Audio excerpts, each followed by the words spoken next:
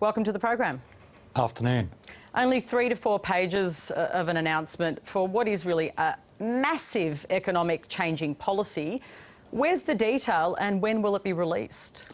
Well, there's actually a lot more detail online already, and we have put out the most detailed climate change policy an opposition party has ever put out. So I do reject that argument that there's not enough detail out there. In fact, the media releases associated with this release run to well over 10 pages, let alone the underlying documents that provide more details. This is the most detailed climate change policy an opposition political party has ever put out in this country. But you haven't told us how much it's going to cost taxpayers. That's a pretty key detail, isn't it? Well, no, hold on. On the taxpayers' costs, we've been very clear about where it will require expenditure of Commonwealth resources. For example, the $100 million associated with the EV charging infrastructure was detailed today. All the outlays from the federal budget have been put out there to see.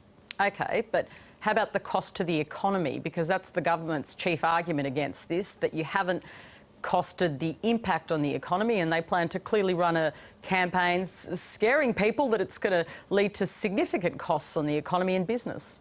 Well, the government's clearly intent on running a scare campaign. But you're giving them ammunition with respect, because you can't tell me how much it will cost the economy.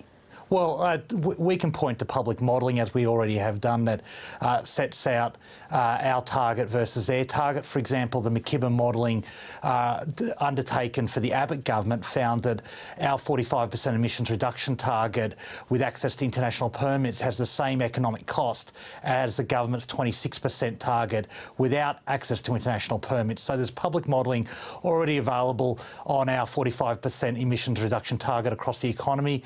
On the electricity sector, for example, Reputex have found that our commitment to 50% renewable energy will result in wholesale energy prices being 25% lower compared to what they would be under this government. So there's plenty of public modelling out there on what the economic impact of our policy is, and it's very important to also focus on the counterfactual, which is last year alone the natural disasters related to climate change cost the economy $18 billion. That is only going to get worse. The Great Barrier Reef employs 64,000 people in associated tourism industries. Unless we get serious about acting on climate change, the economic cost will be far higher through inaction. How can you realistically ring-fence the agriculture sector? Well, we're providing economic incentives for the agricultural sector to reduce their emissions through the carbon farming initiative. But you have ring-fenced the sector. Well, so which industry will make up the shortfall? Well, we've taken a sectoral approach where we've targeted policies for each sector of the economy. So the agricultural sector has policies that will help them reduce their emissions through carbon farming, which has been very successful when it was first introduced by Labor. So there'll be offsets demanded by the industrial sector that the agricultural sector will be able to provide through reducing their emissions, and also be probably demand overseas for abatement out of Australia's agricultural sector, because there's great opportunities through things like savanna burning, changing practices to sequester more carbon in the land, and tree planting. So the agricultural sector has a great opportunity to reduce its emissions, and we've got positive economic policies to drive those incentives. But Pat Conroy, which industry will make up the shortfall from the ring fencing of the agriculture sector? Well, we don't expect there to be a shortfall. We expect for the agricultural sector to play its part in reducing emissions through positive policies like carbon farming. So there'll be a 45% emissions reduction task in the industrial sector and the electricity sector. We'll have our transport emissions being targeted through a commitment to fuels to emission standards and electric vehicles, and the agricultural sector will have an opportunity to reduce its emissions through carbon farming. We are confident that the agricultural sector can play its role. And for example, Meat and Livestock Australia, which obviously covers the meat industry, which is the largest contributor to agricultural emissions, has a goal of being carbon neutral, net zero emissions by 2030. So there's some very strong agricultural partners who want to join us in cutting their emissions. We don't have to approach every sector through the same method. I think industry has said to us they prefer more targeted means to achieving these abatement goals. So the cost of an electric car is expected to drop in the coming years. but it's currently much higher than a standard petrol car. How much are you prepared to subsidise that to encourage uptake? Well, we're interested in growing demand, and so we'll be growing demand through requiring government fleets to have 50% electric vehicles by 2025.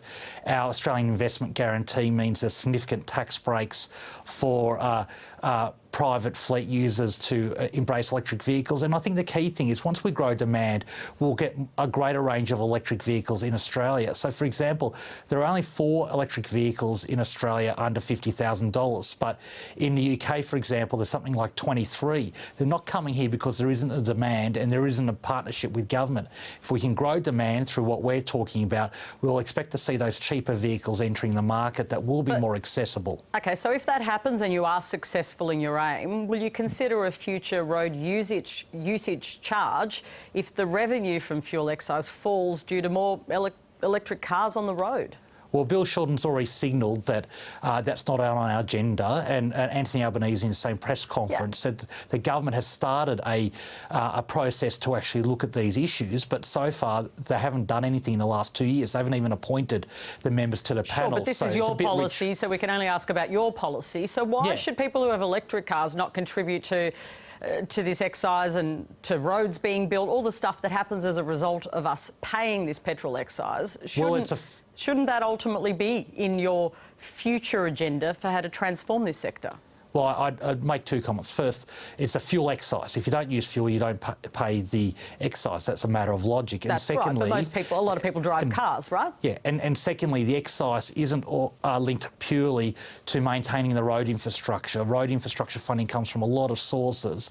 It's not as if every dollar raised in excise goes to road infrastructure or vice versa. So I think that's a pretty simplistic approach to this issue. We've said we're prepared to engage on the issue of the future of road pricing in this country. Anthony Albanese had nominated someone for this government panel, so we've made some steps as the opposition. But I think it's a bit rich for people to run around and say we have to find a solution to this straight away when the government's done nothing over the last 6 years on it. No, but we're interviewing you about your policy and what you would do if you were to win the May election. So you're saying it's not on the agenda now, but it is something you're prepared to look at in the future. No, what Anthony Albanese has said is the issue of the excise and pricing is something that Australia as a whole has to engage with, and that's part of a discussion that we're prepared to be part of. But Bill Shorten has clearly signalled that in no part of today's announcement or in future agenda of this government is any change to the excise arrangements. Greens MP Adam Bandt has promised his party will toughen up some of the ideas in your policy. Does that mean that you're prepared to horse trade on this policy? So if there's an election and the Greens want a toughening up of this policy, you're prepared to consider it? Well, Adam Bandt doesn't talk for the Labor Party, and this is our policy that we're announcing today. No, but you're going to need it to get it through the Senate. Well, big chunks of this will not require legislation, and who knows what the Senate's going to look like after an election. So I'm not prepared to make those sorts of concessions in this sort of interview. And I think it's very important to point out that the only reason that we haven't had concrete action for the last 10 years on climate change is because the Greens ganged up with Tony Abbott to vote down the CPRS. They have been climate vandals just like Tony Abbott, and Adam Bandt is desperate for the attention because he knows whenever climate change is in the headlines around the election, then the Greens vote increases. They have zero credibility because they ganged up with Tony Abbott to vote down the CPRS, and quite frankly, anything he says at this moment has no credibility. You say that, but it was after that that Julia Gillard did a deal with the Greens to, of course, introduce what's now very well known as the carbon tax. So, you did subsequently deal with the Greens. You've gone back into history, but you since worked with the Greens, didn't you? Well, it wasn't a carbon tax, firstly, and secondly, we dealt with the minority government that we had after the 2010 election. But I think the important point is that Tony Abbott's scare campaign and the 10 years of instability would not have occurred if we'd got the CPRS through in 2009, and the Greens are responsible for that not occurring. occurring. The Greens are responsible, along with the dinosaurs in the Liberal Party room, for this 10 years of climate policy fighting that is, quite frankly, a national embarrassment. And Labor has committed to adopting bipartisan frameworks where it makes sense. So the National Energy Guarantee, originally an idea of Malcolm Turnbull. We've said that we want to reinvigorate that. We want to reinvigorate the safeguards mechanism that was originally introduced under Tony Abbott and then extended by Malcolm Turnbull. We're interested in a bipartisan approach to reducing emissions as long as the targets are internationally credible and represent Australia playing our fair share in international efforts to combat climate change. Pat Conroy, thanks for coming on.